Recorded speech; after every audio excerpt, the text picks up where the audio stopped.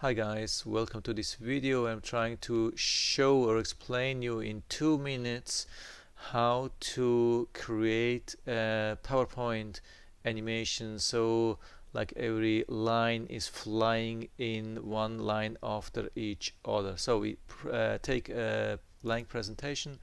First slide is not so good for that, so we make a new slide. This is much better. So we have a title, and then we have different lines: line number 1, line number 2, line number 3. You can do this endlessly. Oh my god. So okay, now we have this. What we have to do, we click on the title and we go to animations. We select the type like fly in.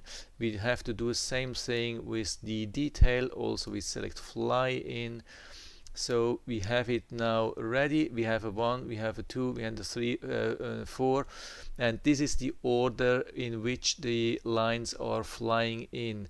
But what's really important, if you want these lines separately flying in, you have to they have to be on click. Also this one click, make sure these are one click only, then they get separate numbers, and here they are already here.